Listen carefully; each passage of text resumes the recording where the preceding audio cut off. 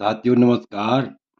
आज का वीडियो का मुख्य विषय है कि जन्म कुंडली में ऐसे ग्रह कौन से ग्रह होते हैं जिन ग्रहों के कारण व्यक्ति को अथक परिश्रम करने के बाद भी राजयोग की प्राप्ति नहीं होती है। और यदि राजयोग की प्राप्ति होती है तो बाद में ऐसा जातक अपने पद से पदच्युत हो जाता है। उस पद से भी पदच्युत हो जाता है। तो इसी विषय पर हम विस्तार पूर्वक चर्चा करेंगे। इससे पहले मेरा आप लोगों से अनुरोध है, यदि आपने अभी तक मेरा चैनल सब्सक्राइब नहीं किया तो अवश्य सब्सक्राइब करने का कष्ट करें, वीडियो को लाइक करें, शेयर करें। तो देखिए यहाँ पर लिखा हुआ है राजयोग भंग कैसे ग्रह करते हैं। तो लिखा हुआ है यदि तनु भवनस्तु राहु रिंद प्रतिष्ठै सहज रिपु भवस्था भानुमंदावनिया शुभ विरहित केंद्री तगे वापि सौम्ये भवति निपति योगो व्यर्थ एव इति चिंतम। तो यहाँ पर जो है इसका पहले व्याख्या देखते हैं कि जिस जातक की जन्म कुंडली में यदि तनु भवनस्थो राहु लग्न में राहु लग्न में राहु बैठा हुआ हो और राहु इंदु प्रतिष्ठा है। राहु रिंदु है। यहाँ पर ध्यान से देखिए राहु धन इंदु, इंदु कहते हैं चंद्रमा। राहु धन इंदु अर्थात यानी चंद्रमा से इंदु प्रतिष्ठा है, चंद्रमा से देखा जाता हो।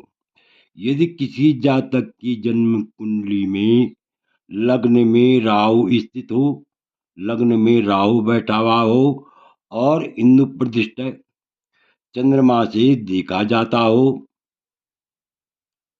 और सहज रिपु भवस्था भानुमंदावनेया,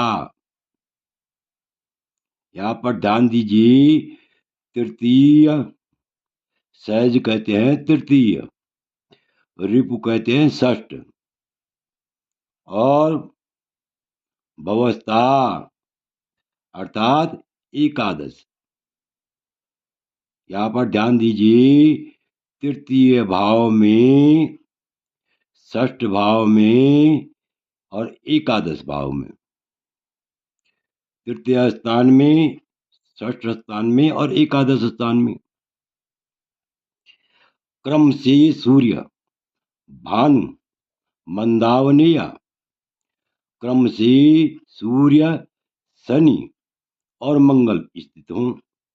अर्थात यहाँ पर ध्यान देने योग्य बात यह है, विशेष ध्यान देने योग्य बात यह है कि तृतीय में सूर्य हो, तृतीय स्थान में सूर्य हो और षष्ठ स्थान में शनि हो और एकादश स्थान में मंगल हो। तृतीय स्थान में सूर्य हो, छठवें स्थान में शनि बैठा हुआ हो और एकादश स्थान में मंगल बैठा हुआ हो।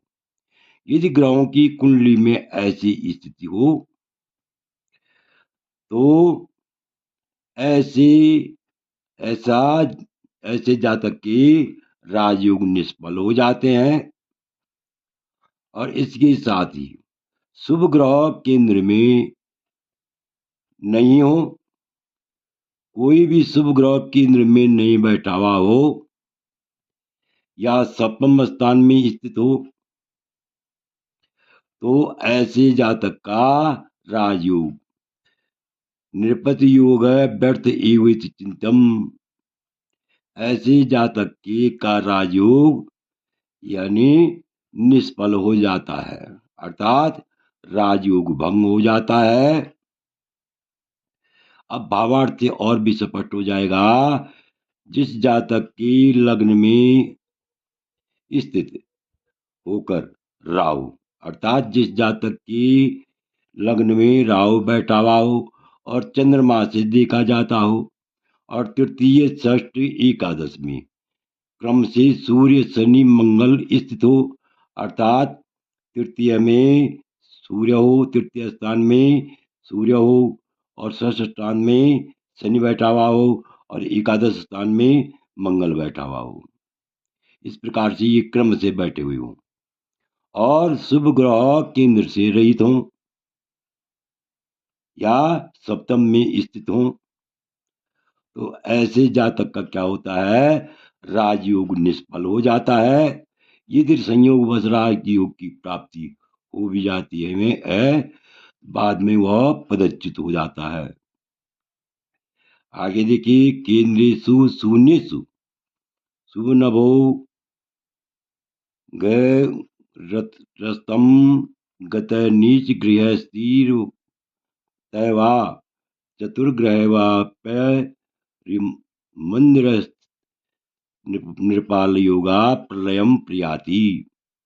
अब देखिए, यहाँ पर और भी स्पष्ट हो जाएगा।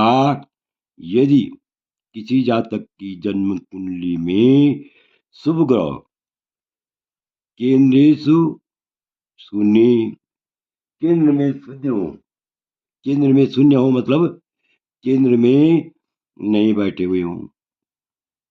यदि किसी जातक की जन्म कुंडली में शुभ ग्रह केंद्र में कोई भी शुभ ग्रह न हो, अस्त हो, रस्तम अस्तम या अस्त हो या गत नीच गृहस्थी वा या नीच राशि में हो या चतुर्ग्रह हरिमंद मंद्रेस्तु नृपाल योगा प्रलयम पियांति, या 4 शत्रु ग्रह बैठे हो कुंडली में, क्या हो, 4 शत्रु ग्रह बैठे हुए हों, अर्थात शत्रु राशि में बैठे हुए हों, 4 ग्रह शत्रु राशि में बैठे हुए हों, तो ऐसे जातक का भी राजयोग का नाश होता है, राजयोग भंग हो जाता है। यदि संयोगवश उसको राजयोग की प्राप्ति होती है फिर भी वह पदच्युत हो जाता है। अब इसमें जो है और भी स्पष्ट हो जाएगा भावार्थ में। यदि किसी जातक की जन्म कुंडली में केंद्र में कोई भी शुभ ग्रह न हो या अस्त हो या नीच राशि में हो या 4 ग्रह शत्रु की राशि में बैठे हुए हों, 4 ग्रह कहाँ बैठे हुए हों, शत्रु की राशि में बैठे हुए हों, तो ऐसे में भी राजयोग का नाश होता है, राजयोग भंग हो जाता है। तो आशा है कि आप इस वीडियो को भली बात समझ गए होंगे। आपसे अनुरोध है, यदि आपको यह वीडियो अच्छा लगे तो मेरे चैनल को अवश्य सब्सक्राइब करें, वीडियो को लाइक करें, शेयर करें। वीडियो देखने के लिए बहुत बहुत धन्यवाद। विशेषकर मैं उन लोगों का आभारी हूँ, उन सज्जनों का आभारी हूँ जो मेरे वीडियो को, मेरे चैनल को नियमित रूप से देख रहे हैं। पुनः बहुत बहुत धन्यवाद।